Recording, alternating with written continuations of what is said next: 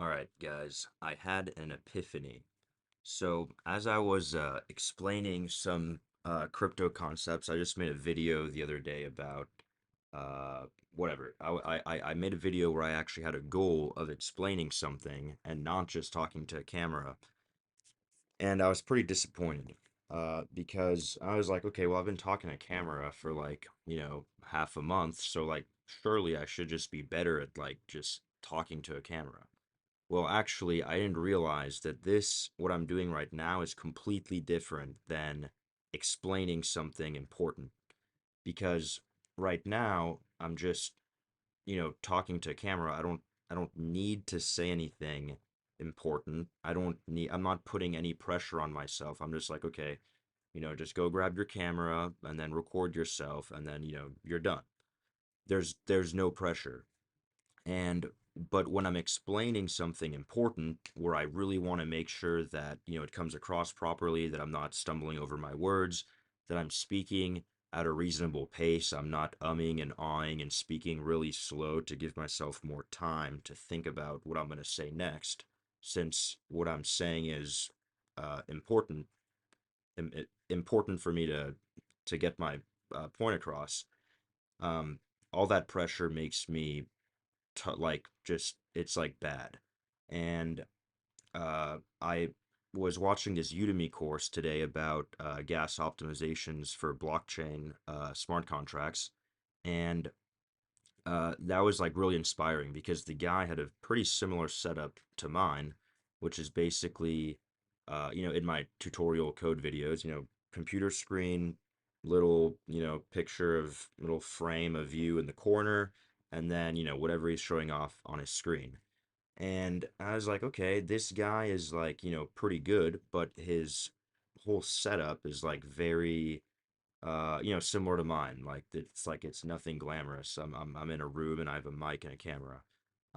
But what he was doing was extremely engaging to me. And just because of this one thing that I'm gonna get into later, and this one thing that I'm gonna get into later is exactly what kept me engaged in the video. Because he's like, okay, here's this thing, just take this for now, but I'll explain it later. Or at the end of a section, he was like, and in the next section, we'll do this. And if his video was like an hour long instead of like a bunch of 5-minute videos, there's no way I would have listened to all of it because I mean, it's like gas optimization on the blockchain. There's like a bunch of numbers and like, shit, and it's like boring.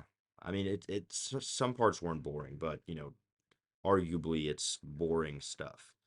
Um, but he made it engaging by just, like essentially just like rehooking you, right? So you're focused and then your attention starts wandering. You're like, okay, this is getting a little boring.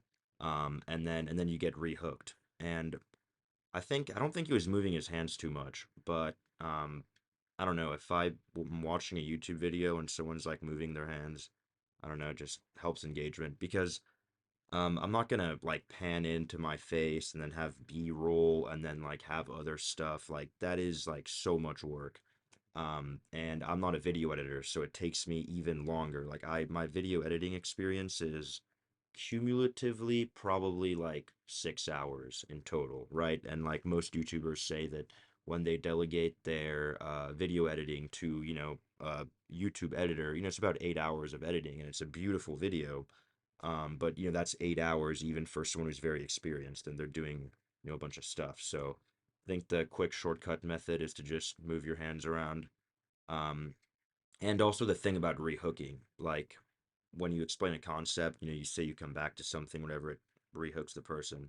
Now, of course, when I'm talking to a camera, um, I don't need to rehook because either like most people click away from the video in 30 seconds. So, I mean, I've already gone into why, these don't need to be like view optimized. Um, just putting these out there. Um, but yeah, that video I put out was like I was like so not happy with the performance of myself.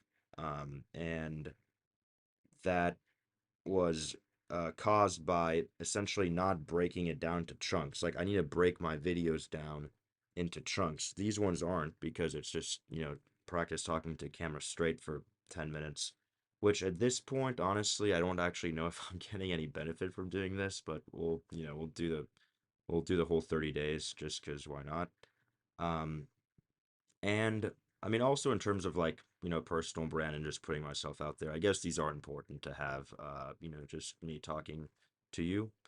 But in terms of my tutorial videos, like I need to break that down. Part of the reason why they're bad is because I just start talking about it and then there's like pressure and then, I like misspeak and then, I like bounce around on different tangents. So it's like not organized. And then, um, then I'll watch the video afterwards when I go to put it on YouTube, and I'm like, fuck, like I should have said that there, and then this, and then I'm like, then I start like editing out the silences, because I was like talking too slow and umming and ahhing, and I also want to like shoot another video and like put like video segments to like correct myself in the middle, and it's out of control. It's too complicated.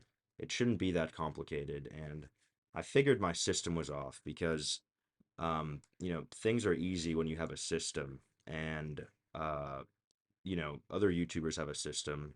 My system was just a bad one. That's why, things failed. So I just needed to gain some insight about how my videos could have been better. And yeah, watching that Udemy course definitely inspired me and, showed me what my videos could benefit from.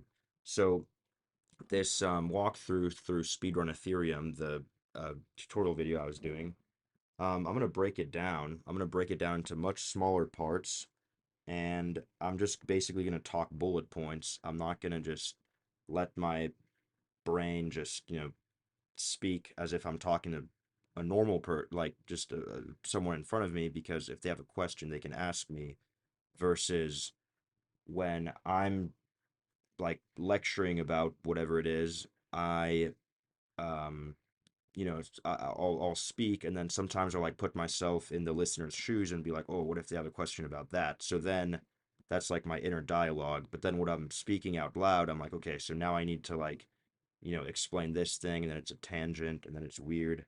So this is the new way I'm gonna present. So I'm gonna have a screen recording and of my iPad. I'm gonna put this in the challenge, and then I'll just take it like chunk by chunk.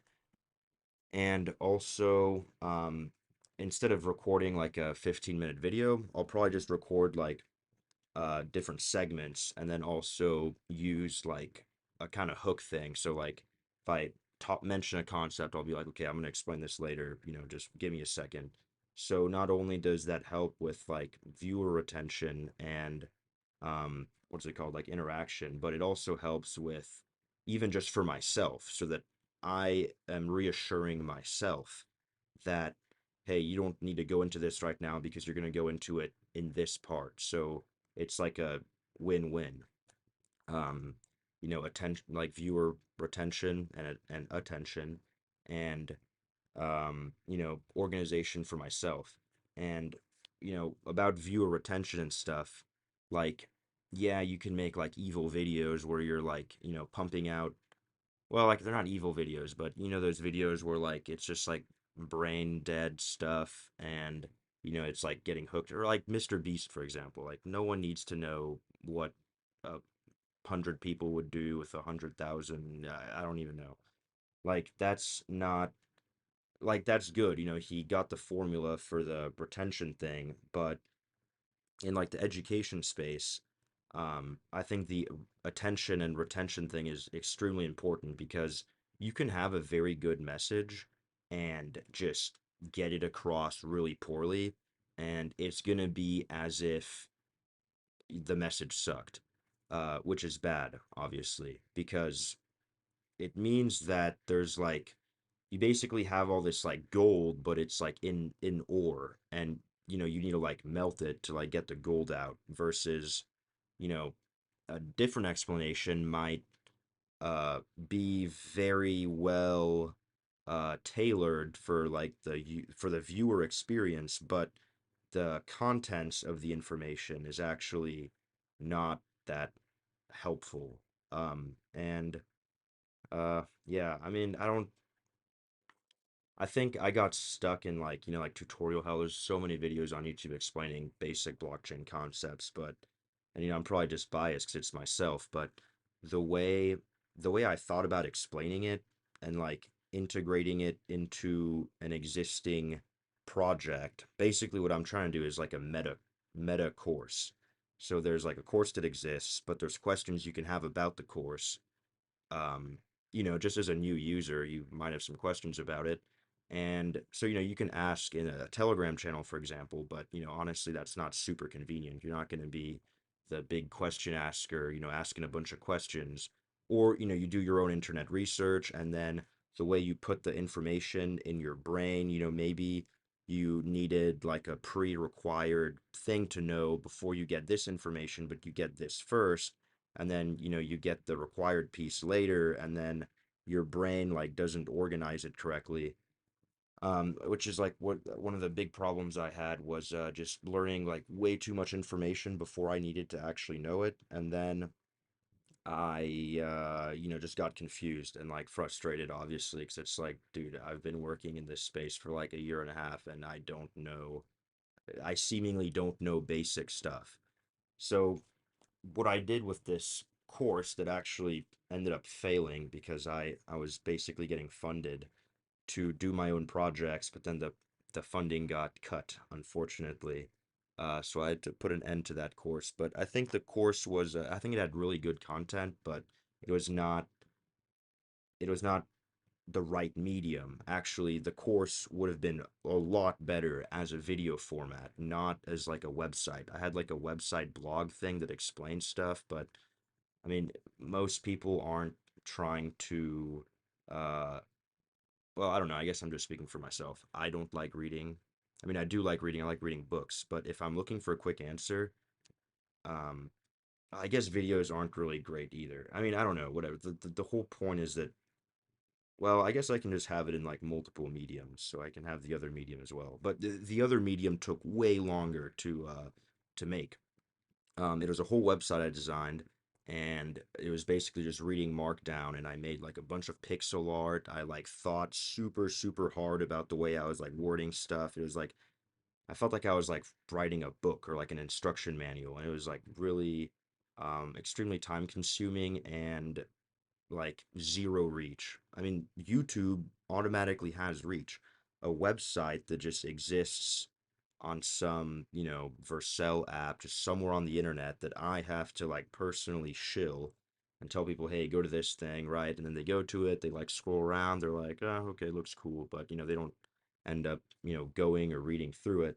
I think a video format to present this information for this course that I made is way better because I'm explaining it and I made it, so like obviously I'm gonna be excited about it because it's something that I'm proud of. It's not some I don't know. It's like it's like a personal thing, right? Because like I made it, so I'm very happy to share it with people. Versus if it's just a web page, that's totally different. So, all right, this video went a little long, but I think it was an important one because I had a breakthrough realization that, yeah, basically to summarize everything, speaking to a camera when explaining something deemed important by oneself is way harder than just, talking to a camera. Thank you for watching.